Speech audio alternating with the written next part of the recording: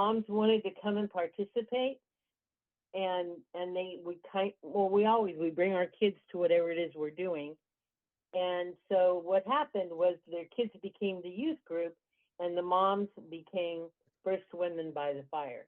And through evolution and funding and other different crisis and movement, you're all now wonderfully situated with Reverend Mary Christ, and it's a great organization, and you're doing really good work. I want to say that as well.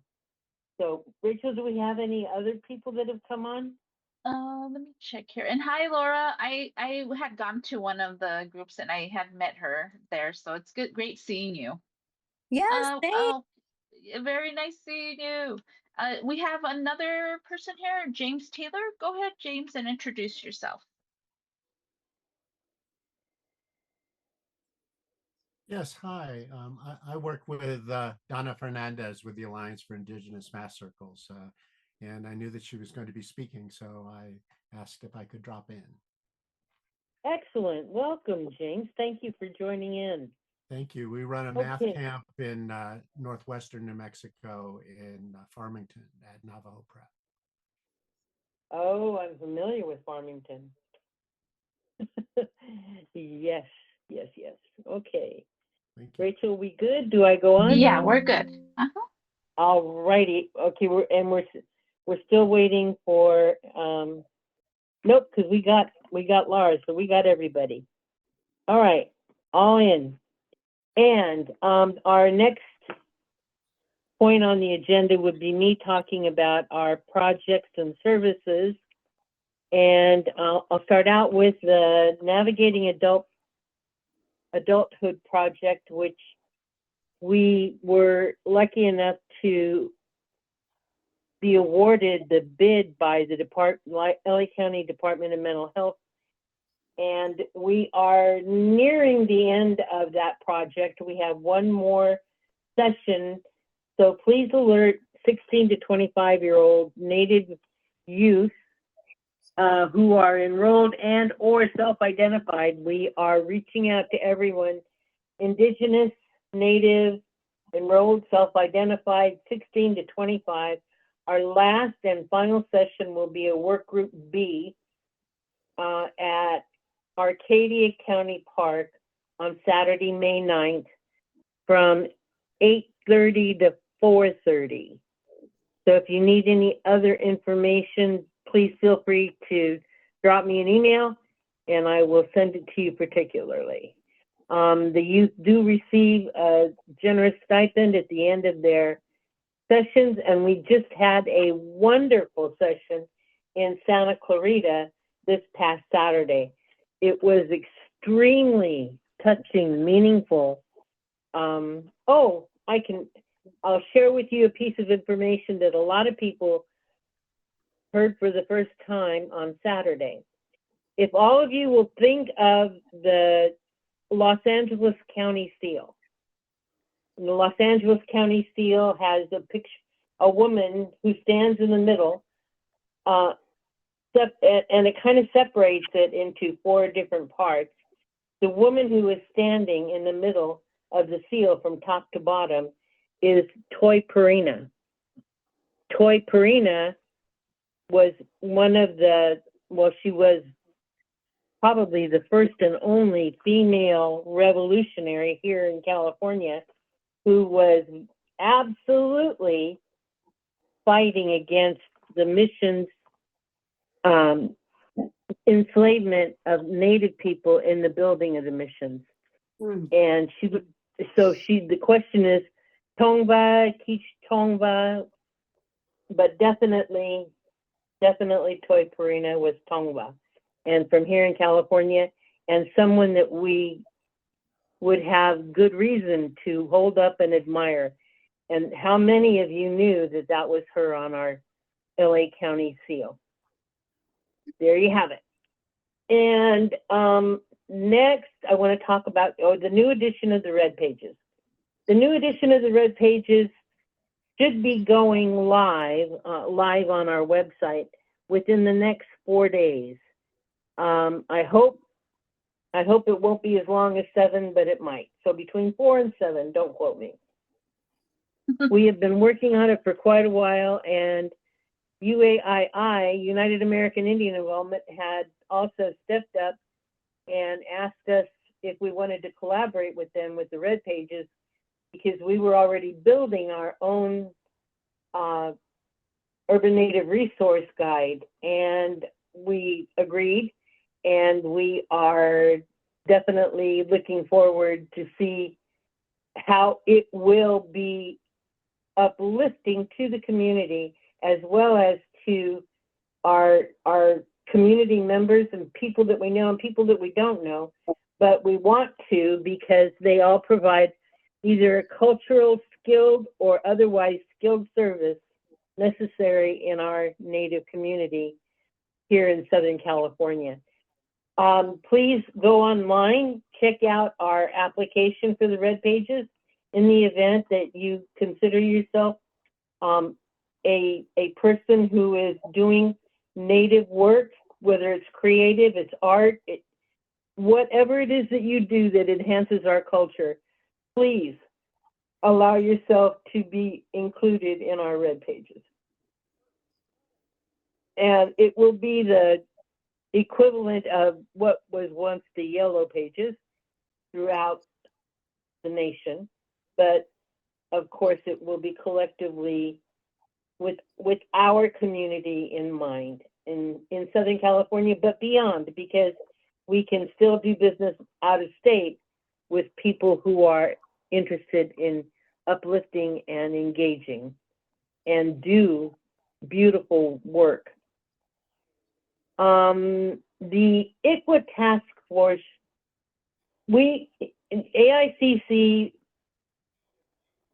was the umbrella to the ICWA, the Indian Child Welfare Act Task Force of Los Angeles, and has been, I want to say, since 2010, 11, 12.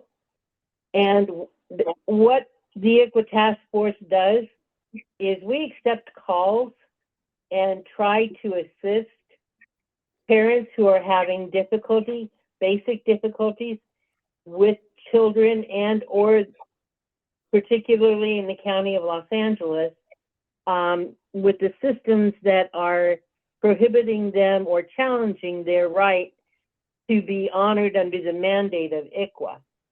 And we help sort through the department, and that's the basis of our advisement. We kind of give resources, references, and guide them to areas where we can for assistance or to break up the quagmire that happens frequently, unfortunately, in the children's court.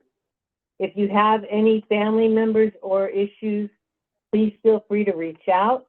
We will find ways to try to help you, and if we can't, we will help you put together resources that can. Our current giveaways. Right now, we have diapers in size newborn through 4 available.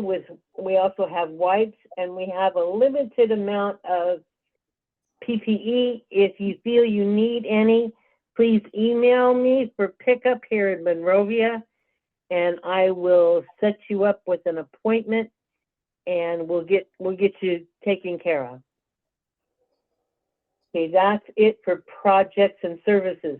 Now, as was mentioned earlier, we want to congratulate Laura, who is our new vice president. Yay, Laura! Hey, Laura. And we want to congratulate and welcome back to AICC Board of Directors. Rachel Fernandez is our new board secretary. Yay! We appreciate you. You do so much for us and have been doing, and we're going places going far. And for those of you that have been working on the Navigating Adulthood project, it's Rachel who's done all the creative work and our flyers and our forms, and you'll see a lot more coming out in the next few days or so. With that, we are going, Laura and Rachel and JD, I think, yeah, will be attending a lovely luncheon at City Hall on Thursday. And they'll be taking some of those beautiful forms that Rachel has created and doing some outreach for us. Laura, do you want to talk about all women equally? Sure. So it kind of started about 3 years ago, and what it is it's a luncheon that honors the leader women. It's diverse women of Los Angeles, and it was, I'm not sure how it was created, but we got invited like on the third luncheon, you know, being Native women, and they actually have created a board out of this luncheon because it's so diverse, and there's so many talented and amazing women in Los Angeles, that a few of the women had seen the potential in it. So we actually have a new board. It's called #AllWomenEqually. Quintana Leader, she's the director. You might know her. She does have Native in her. She's also one of the first Latin women filmmaker at UCLA. So she's a UCLA alumni that is also a gymnast.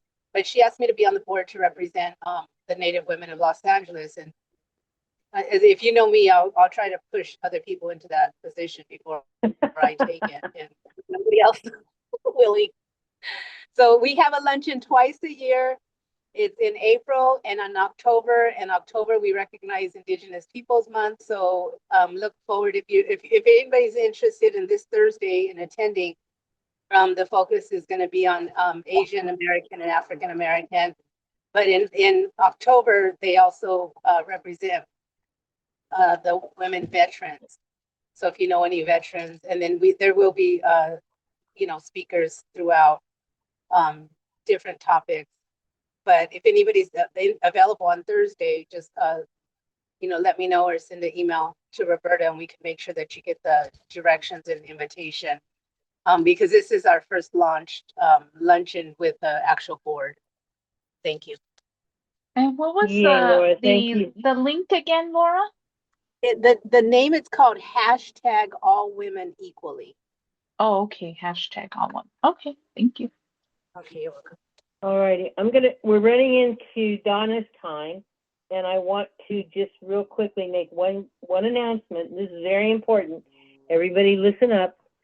AICC is in need of a treasurer, a grant writer, and community liaisons. So, treasurer does the bookwork, all the bookwork, responsible for the money, responsible for the taxes, and the 4 different government organizations that need to have reporting from a 501c3 nonprofit, which we are and have been legally now for a little over a year and a half. So we need that. We also need a grant writer. Grant writer will make sure that there's income coming in, sift through the funding organizations, choose the money that we can best use to support and grow and empower our fellow community Indigenous people in the best ways. And also the grant writer would be writing for themselves, because up until now, our organization has not had any paid board members. And with the map, it was quite large, and those activities do have some income, but this is the first time. We also need community liaisons. So other than Laura and Rachel and JD, bless her heart, who are out there and outreaching and telling people and bragging about AICC, we need a couple more. So if you are able, willing, want to try, want to talk about any of these 3 different positions, please drop an email to myself or to info@aiccla.org and let us let us begin the conversation so we can grow our board more and become even a larger presence in the community. Does anyone have any questions before we introduce and present with Donna? Any questions? Any ideas? Brilliance. Okay. Ladies and gentlemen, that said, I'm going to introduce us to Donna Fernandez, who's here to talk to us about why indigeneity loves math. Donna! Wow. Well, thank you for hosting me. It is my pleasure to be able to talk to you about Indigenous mathematics. So, hekathe ma huigthin, Donna Fernandez Ilumbuk, Wimithe Kobated, Wim Ilumbuk. I'm Pomo from Northern California, here up in Clear Lake, Ooh. and I am from the Elam Indian Colony Tribe. So, and I am so glad that one of our co-directors with myself and Dr. Tatiana Shubin, James Taylor is with us, and we are the Alliance for Indigenous Math Circles. So I'm going to start my presentation, and I'm going to, oh, can I get sharing capabilities, please? Yes, let me do it. Thank you. It is so great to see so many people come together in the community via Zoom and care about the American Indian community.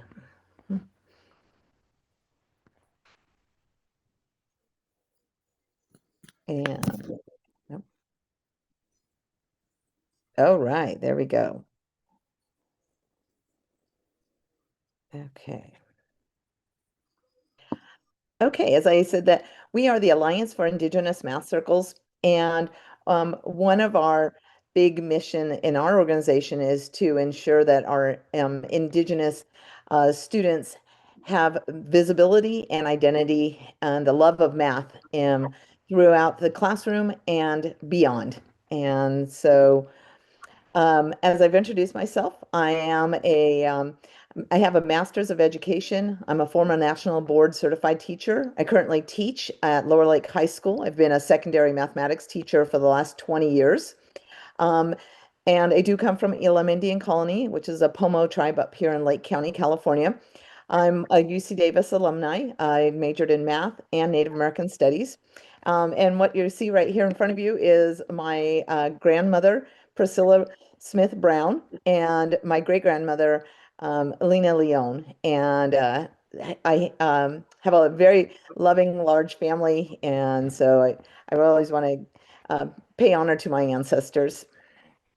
And so, if you're not familiar where I'm from, as you know, California has the largest number of Native American tribes, and Clear Lake, where I come from, is about 2.5 hours northeast of San Francisco, is the best way to describe it. So, in this picture, you can see here, Clear Lake is California's oldest and natural lake. It is estimated to be over 450,000 years old, which is quite amazing for a lake. Around the lake, we have 7 different Pomo tribes.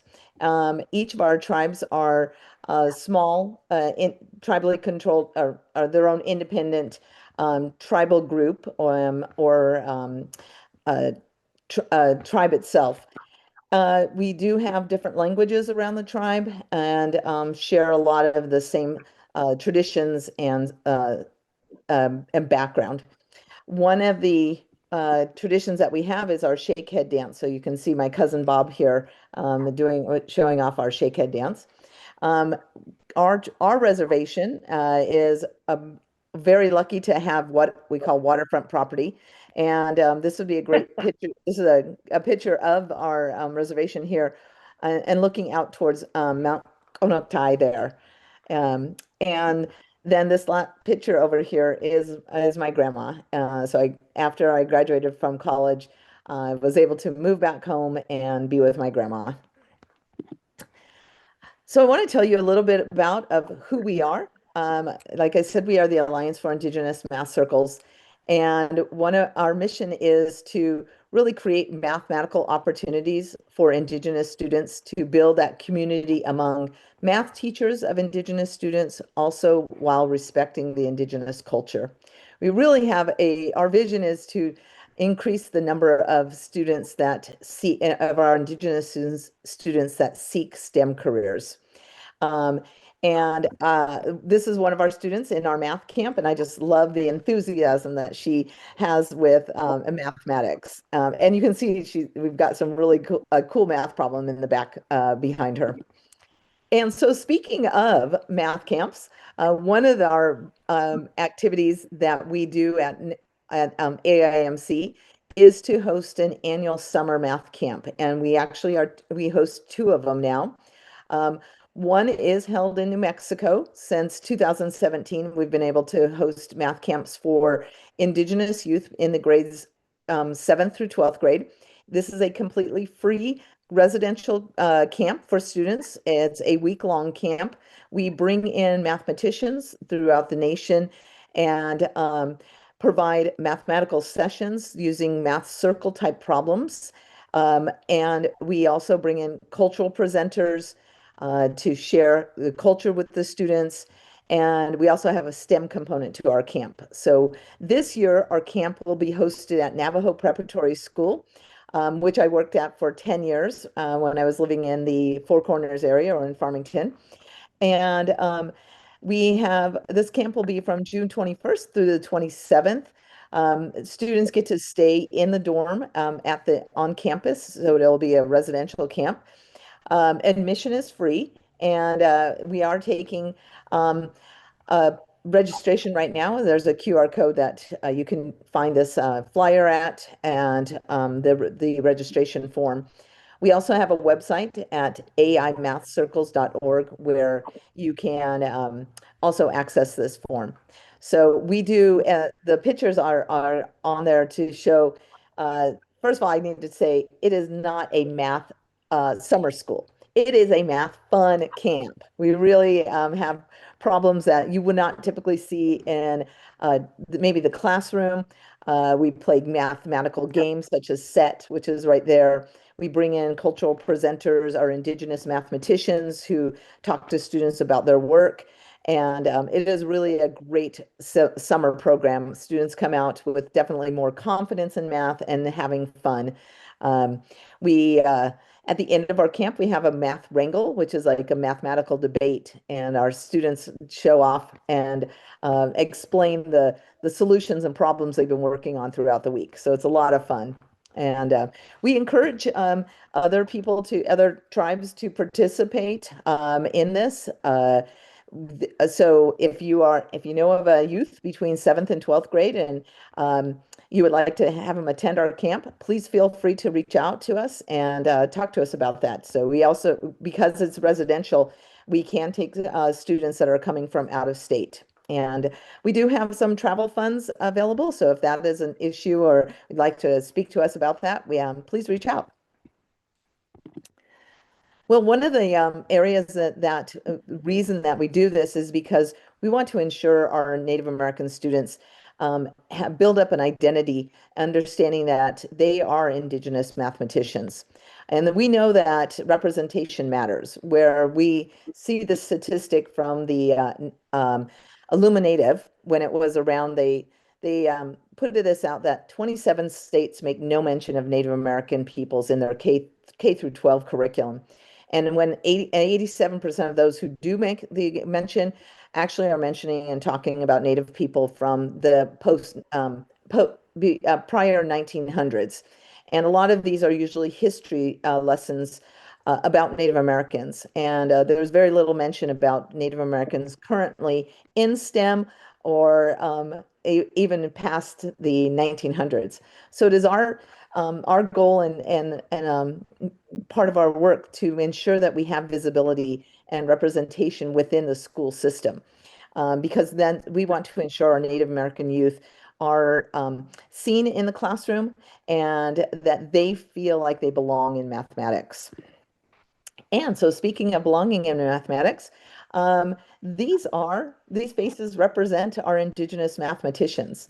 So sometimes we don't see a face and we don't know that, yes, we have Indigenous mathematicians and we always have, whether they're on this page or not. This is a group called Indigenous Mathematicians, and they have a website to honor and represent those who have their degrees in mathematics or have done further studies in mathematics. So I always like to share this because it really puts a current face as well as some faces from the past about the work that's being done out there and that our people do always have, and I continue to understand mathematical principles and concepts. So we are Indigenous mathematicians, always have been.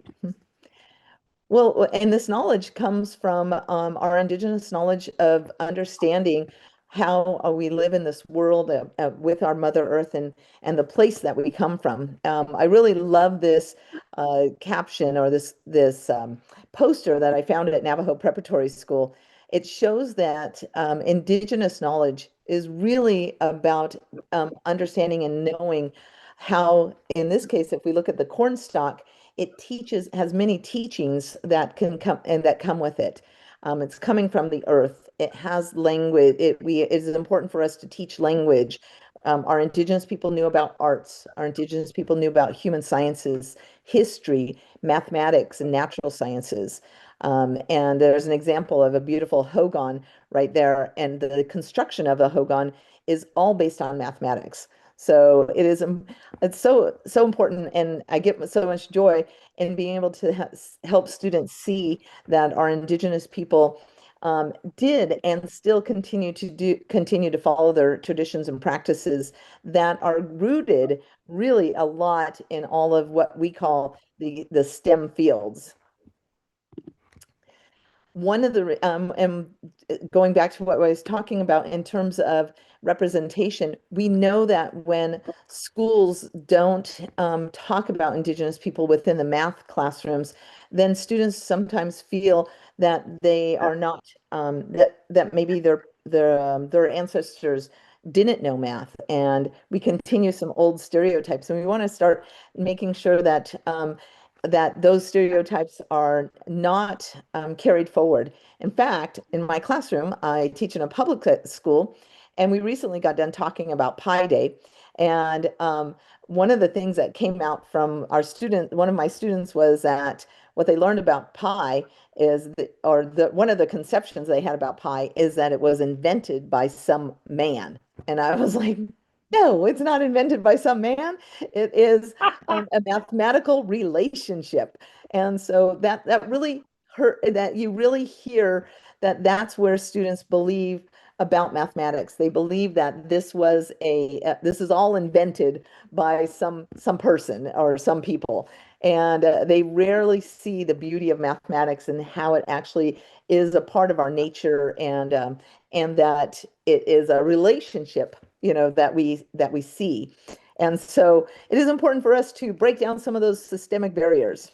And we feel that our Native students, just like music and poetry, this is a birthright of every human to have, and mathematical talent is really among all of our people. And so we want to ensure that our Indigenous students, they have that talent, and that it's nurtured, and that we ensure that we build our confidence within this our field of mathematics.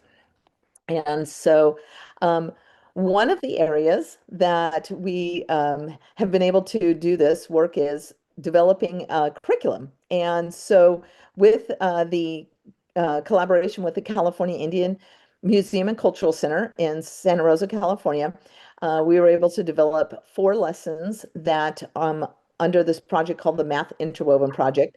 And we looked at different areas of the Indigenous knowledge and how it related to the relationships within mathematics. And so one of the first ones that we did was called Turtles and Stars. And this is for 6th through 8th grade. Although I just recently did this one in my 9th grade class, 9th and 10th grade geometry class, and they really loved the learning about Turtle Island and and growing a turtle using scale factor. So we actually got to make turtles and out of paper and then grow them mathematically. So that was a great lesson for students to see.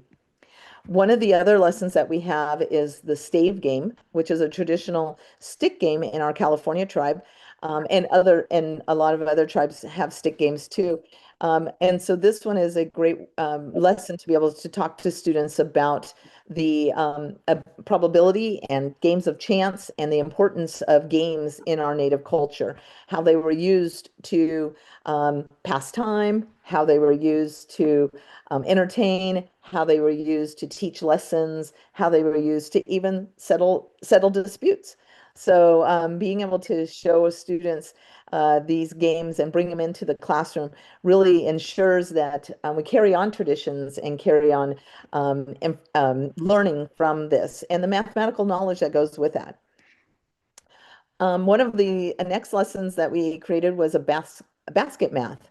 And as you can see, one of the great things about the California people, and especially in the Pomo tribe, is our people were world famous for their basket weaving. And so when I looked at the baskets, when I look at it, my eyes see the mathematics and geometry of the designs. And so this basket math is our high school math lesson, and where we look at the iteration of the designs on the Pomo baskets and the Maidu baskets. Okay, so I've done a lot of talking, and just like a good teacher, it is your turn to be able to participate in this presentation. So my first activity is going to be called What Do You Notice? What Do You Wonder? So I have 3 images up here. Can somebody give me anything that you notice about the images? Mm,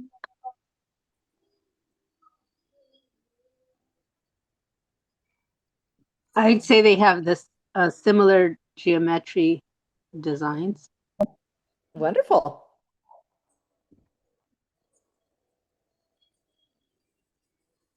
I wonder about the one Triangles. on the left, how it's used because Mm, it sits on its side Yeah, instead of flat. That's unusual. right, yeah. right. Hmm. It has a pointy, um, yeah, it's kind of like I'm not sure what that is. Is it for water? Is it for Wonderful. I like that curiosity and that description. And you guys, I'll take a few more. What else do you guys notice about them? the texture of each basket or bowl Hmm. is different and the Yeah, pattern. yeah, yes. Yeah. Wonderful. I love that you guys picked up right away on looking at the geometric designs. Then you looked at the shape. Then you maybe looked at the use or what it's made from.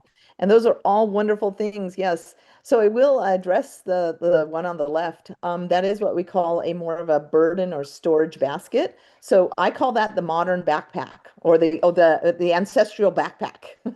That is something you would strap on your back, and just like your body, it would go down to into a cone shape, and you would be able to put your sticks in there and sticks. You can also hold it like this and then gather up your seeds in there. So you can see the importance of why you would want, if you're, sorry if you can't see my arm, but if you think about your arm going around the basket, you would want your seeds to go down deep and not get lost while you're still gathering up seeds, but you need your arm to go around the basket.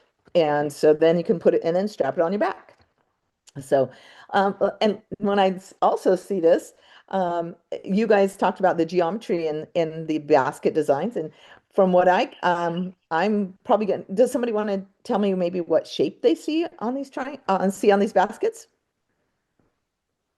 Triangular shapes, Yes. multiple of them Yeah. in different Yeah. stacking format. Some of them are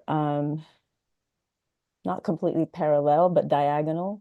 Mm-hmm. So is there a systematic approach into reason why there's certain numbers per triangle or?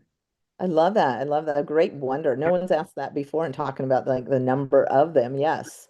Right. And I always like to ask, Did our ancestors have computers to do this? No. No, probably not even paper or pencil. This is coming straight from their mind. And look at the beauty of understanding the very first, the very most important shape, which is a triangle, and being able to simulate that onto a rounded surface like that. This is wonderful. And then the basket over here, the burden basket you saw, it doesn't have this diagonal or spiral pattern to it. It is just a thing of beauty. Even the one in the middle with the spiral going around, that band going around. And you can see, I love how you talked about parallel lines in there. Yeah. With the triangles just going up, building up around that band. Yeah. So much beautiful mathematics going on within our baskets. And what does that lead us to? Well, in this case, we took the idea of the basket design, and we took the Maidu basket right here, and we looked at the pattern that it has on the inside. And so if we think about that, we look at that in terms of this triangular pattern. And we have students to just start identifying where the color is in the triangle and how they can count that without and any method of counting, but maybe do they see it in groups? Do they see a constant pattern in every time that the triangles increase? And so this is one of our what we call the visual patterns using Pomo and Maidu baskets, and helping students to get their mathematical lenses on looking at patterns and relating that to an algebraic representation. So this is one of the lessons that we put into our interwoven project. And students get to then, as you can see from here, color in the pattern that's based on the basket. And this would be the design that you see right under the band right here. And so students get to not only marvel at the pattern that they see on a basket, but then look at it mathematically. So it's so important that students be able to get to see that and have that honored and look at the mathematics that are in things that they probably understood and know about. And one of the other systemic barriers that we see students face, our Indigenous students face, is the underrepresentation of STEM, and especially in mathematics.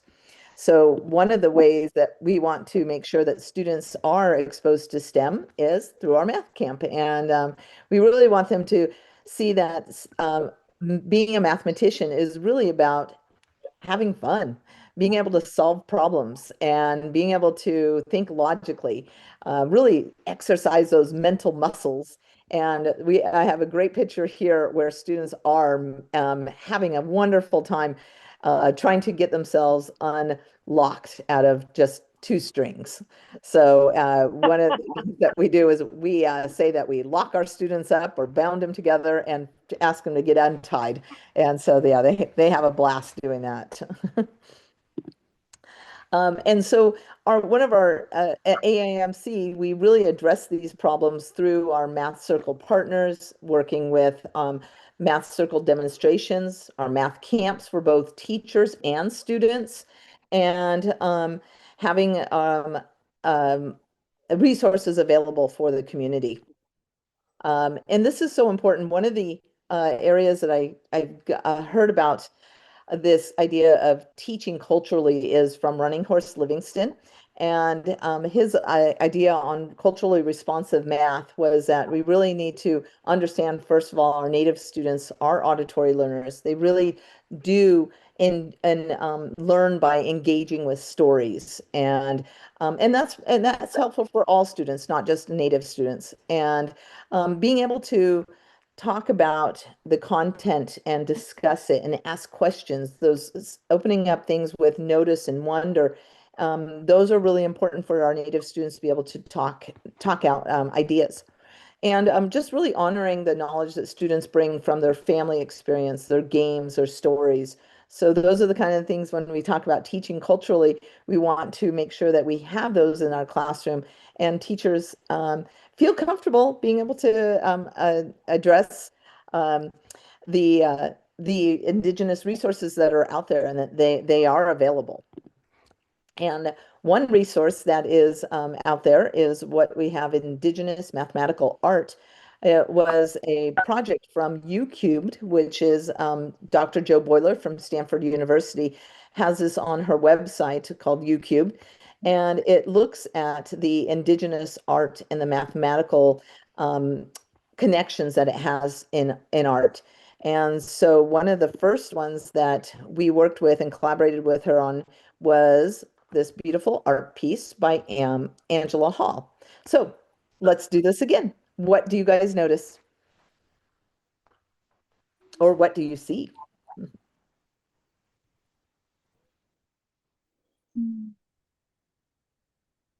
Anybody? It looks to me like a web of all creation. Ooh, yeah, I like that.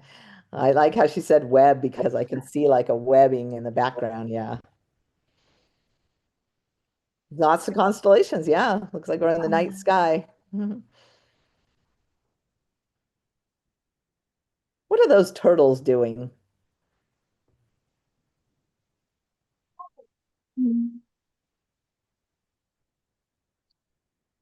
It is very related to that. Yes. It does have a spiral. Yes. I see Yeah. different phases of growth. Ah, yeah. Right. Yeah. So when we They got a sort of look beautiful, like drums too. they do. Yes. Yeah. If you didn't zone in and you maybe only saw them and you didn't see the turtle's head and things like that, you might think that they were drums, right? Yeah. Well, thank you guys for participating in that. And one of the things that we can do with this beautiful example of art and the story that goes with it, and in fact, I'm going to jump to the story first, and then we'll talk about what we can do with it. This is the artist is Angela Hall. She's a member of the Métis Nation and of Cree and Stoney ancestry.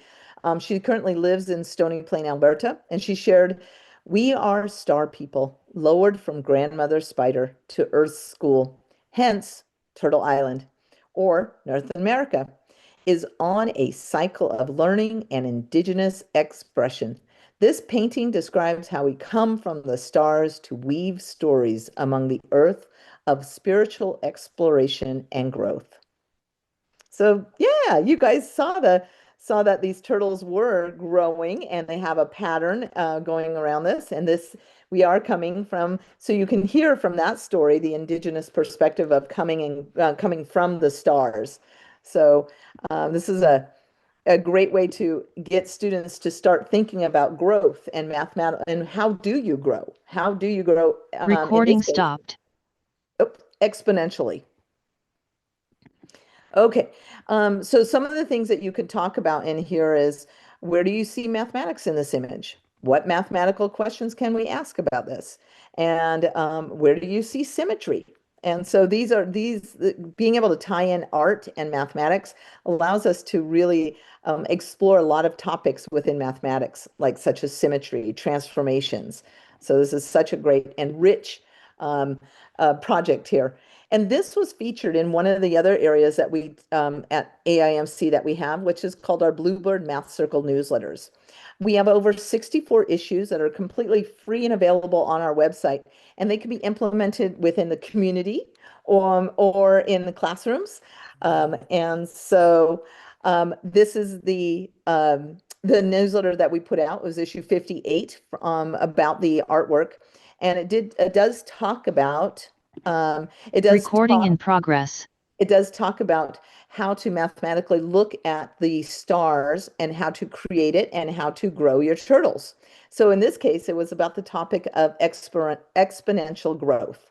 And what a great way to talk about that and have students cut and grow your turtles, actually cut them out and grow them. And so here you can see the growth of the turtles there. And then one of the next issue that one of the issues that we put out earlier, this is issue number 12, is to look at the geometry of the Navajo Hogan and where it actually could be coming from in terms of the understanding of taking a rope and a string to get your circle in the ground and then using that to construct In this case, if we look at page 2, we can construct with 3 circles intersecting a regular polygon, which we know with 6-sided polygon is a hexagon. And so students are just amazed at the concept of 3 overlapping circles being able to construct another shape with inside of it. And then looking at that from the perspective of the indigenous knowledge of building a hogan and how that was constructed. So this is also one of the activities we have in our Bluebird Math Circle.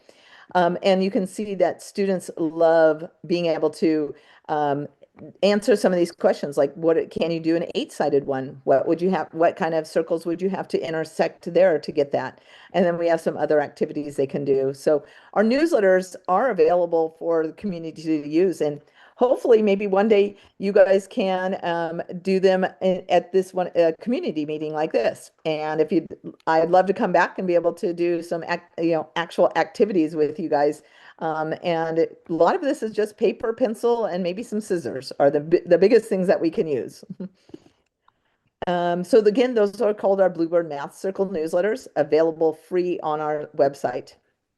And so I talked earlier when I first introduced myself that it was a really big, important mission in our life, or in my life, to have, when you talk about math, that you find joy in mathematics, and we stop ever saying we don't like mathematics. We want to say different things. Math is a great subject to problem solve. Math is gives us lots of challenges, gives us an opportunity to think. And so we really want students also to come out of our camps and through the resources that we have available and activities to really know that they are a mathematician, and that our people did know math and continue to still know math. And so these are some of the activities that our students work on together in our math camp, and being able to work and collaborate together is an important component of mathematics. So speaking of our math camps, here are some of the wonderful things that we do. We have our math sessions, we have a math wrangle, we have cultural activities, we have STEM activities, and we really support those future mathematicians and bring them in our leadership and as mentors. So. I don't do this work alone. Here are the directors at our at AIMC, as well as our mathematicians that work with us and our regional coordinators. So we have, and we come from all different places. James, who is with us tonight, is actually coming from Santa Fe, New Mexico. Dr. Tatiana Shubin is over in San Jose, California, and I'm up in Clear Lake. Dr. Mark Saul is from New York, and Harini Fredrickson is from New Jersey. Don Leia is in the New Mexico area, and Laverne is also in the Arizona side. So, yeah, we are truly a global or national organization. One of the things that I would be happy to direct you guys to, and this is a 5-minute trailer, but there was a movie, a short film made called Navajo Math Circles, and this was featured in the Native American Heritage Month by PBS. And so you can watch this movie. This is also available on our website, this trailer here, but it really talks about the importance of why having math circles is important into our Indigenous community. It really honors the thinking and collaboration and problem solving that our people went through. It's not just about opening a textbook and doing procedures to understand mathematics. It's really allowing students to work together and collaborate and use that knowledge from the Indigenous knowledge that we have. So I really encourage you to watch this. And I'm going to go past that. And then this is again, another beautiful picture that I love about our math camp, and seeing the curiosity of one of our students who went beyond the activity and continued working on a problem to really understand and take the problem to the next level. So I love that he was doing that. And their name up here is called the Spam Lovers. So this was our team called the Spam Lovers. There have been definitely within the last 20 years or so more talk about our Indigenous people and the knowledge that they have. And so this is a wonderful book that recently came out called Indigenous Ingenuity. And it talks about not only the contributions in STEM that our Indigenous people had, but the understanding and concepts of mathematics and the sciences that they lived with and lived from, to be able to develop high level societies. So would recommend this book. All right. Well, let's open it up for questions. We would love for you guys to know more about us and ask any questions.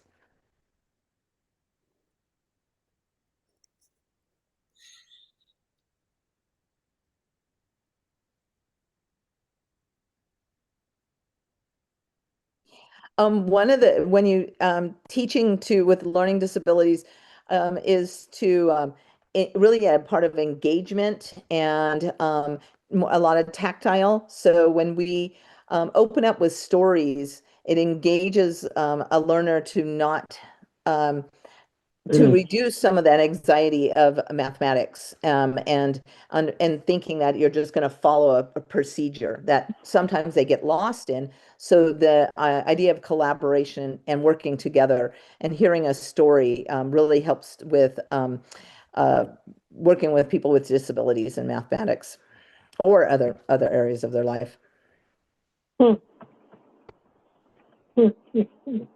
JD, or I see your I see your hand up.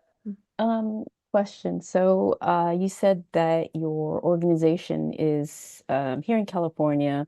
Do you serve also in Southern California if it's a elementary school, public school? And would you be able to help in that, or any school? A lot of ways that we can help is if I can work with a teacher in the elementary school. I'd be happy to Zoom in if that's possible. If not possible, I would not mind traveling to go to an elementary school and work with them on some of the math circle problems that can be implemented within the classroom, and introducing them to some of the math interwoven project problems or the newsletters, that the Bluebird Math Circle newsletters. Yeah. That's great. Yeah, because my sister's a third grade teacher, and but that's just beyond that. I mean, I've had even my nephews and nieces, they don't like math. It's like their least subject. And I said, when I was your age, I love math. I don't know what your English was not my best. I like math. So Yeah. it was kind of surprising. Yeah, and we want students to be curious and about math and love it, and yeah. Well, yeah, please pass your information, your sister's information. I'd love to reach out and see how I can help out. And then the other thing too is being a teacher, we have I just came off of spring break, and sometimes schedules are different. So on my spring break, I wouldn't be mind, if they were still in school, I can use some of my spring break to go down there and talk with them. Thank you. Yeah, love to. And James is, I'm glad he's here tonight. James is a wonderful person. He's working in the Santa Fe schools to bring and share math circle type problems, and through and doing math wrangles within the school system to all grades, and especially in the kindergarten and through third grade area. And so being able to get into the school system is very important, and working with teachers so that they, we don't want to just come in and do workshops. We want the teachers to be able to implement these lessons in their classroom and feel comfortable about them and have confidence, so yeah. And everything I've pretty much talked about is free and available. So teachers have the resources, the lesson plans are done for them, the handouts are done for them. So yeah. Wow. Great opportunities. Yeah. There definitely are a lot of good opportunities. So James, did you want to say anything or? Sure, I guess I'd echo that people need to realize that they don't need to keep saying, well, I was never good at math, or I don't know where my child gets their mathematical talent from, or I'm not a math person. That it's just you didn't learn the math the right way, that the way school math is can be a real turnoff unless you're part of that small group of people who just likes manipulating symbols for no apparent reason. Which I think a lot of school math is, right? We all kind of grew up that way, right? And That's that it. that it's a big game of playing with patterns and relationships and with physical objects that help us gain that wonderful intuition of mathematics that Donna was showing it with basketry, is that these patterns are all around us, and that's mathematics too. That there's mathematics, not just the stuff that you think of mathematicians as doing. That this is mathematics that people have been doing for thousands of years, thinking about symmetry and geometrical designs and repeating patterns and all that sort of thing.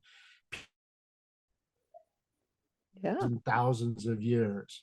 And so we need to tune into our inner appreciation of mathematical beauty. Right, right. And then lastly, we have a wonderful website at aimathcircles.org. If you would ever like to contact us, you can reach us through the website. You can also reach out to our email at aimathcircles, aimathcircles@gmail.com, and to be able to email us. So we would love to hear from you and see how we can partner and bring Indigenous mathematics to classrooms, to communities. If you ever hear of a Julia Robinson Mathematics Festival from your school or in your community, please take your children. They are wonderful family math nights to play games with your kids and enjoy mathematics. Wow. So I'll say Okay. Bush Olsen, thank you for having me. And we look forward to talking with you, connecting with you, helping you guys. Like I said, I'd love to come back to a meeting next time or whenever. And instead of me just telling you what we do, let's do it together.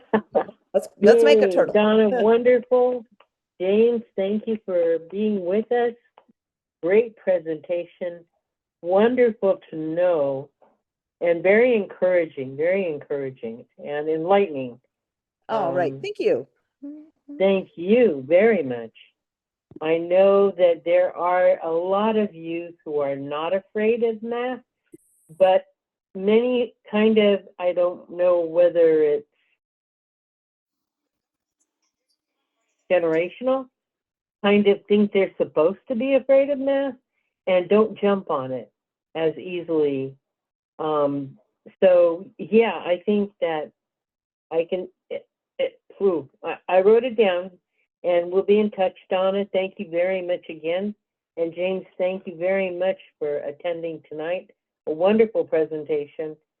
And I can't thank you enough. Are there any more questions or closing remarks or announcements before we go on to our, fun time? Fun time because we get to